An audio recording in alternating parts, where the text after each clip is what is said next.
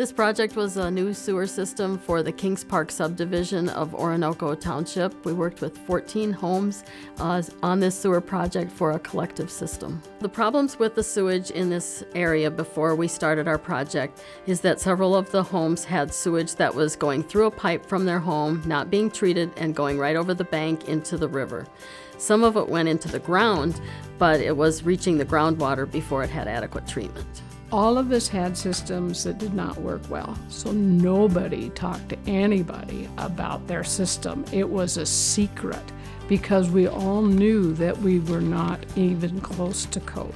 And in the spring of the year, you could smell the people whose pipes went out directly into the river. You didn't have to talk about it. You knew who was doing that.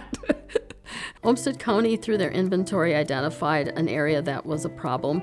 They contacted me about that as I work with small communities to work on wastewater. And so I worked with the township and then ultimately the residents to form a small community area. The best solution that could be used for treating the wastewater for this community was to form a cluster system because they had small lots. They needed to find a site away from their homes that could serve all of them together. Everything is gathered in the community. It is pumped here. It can all be monitored right here. It can be serviced here. The liquids go into the mound system where they're dispersed. The solids are pumped out by a licensed person, taken to a facility and processed.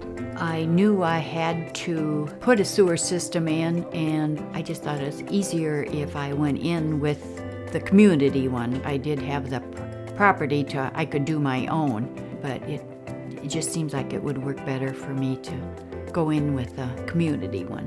I feel that Donna is a key member of this whole project.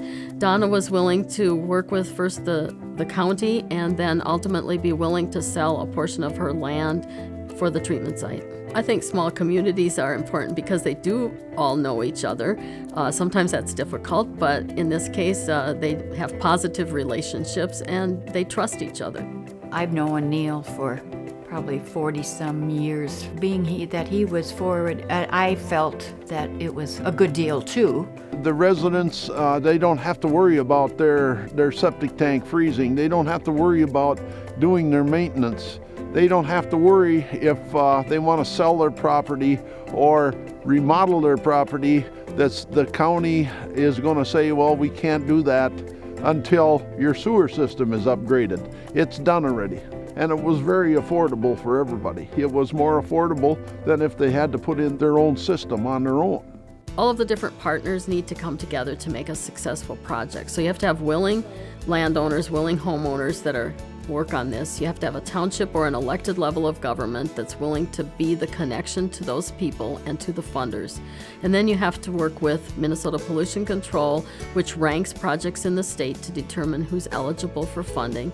And then you work with Minnesota Public Facilities Authority to put together a package for the funding for each specific project. One of the unique pieces of this project is not that they all came together to work on it, but they worked together very well, and they were all willing to do that. It was important to get these grants, work with these people, and let them know what's going on so that they just didn't think government was going to push something on them and cause them financial concern.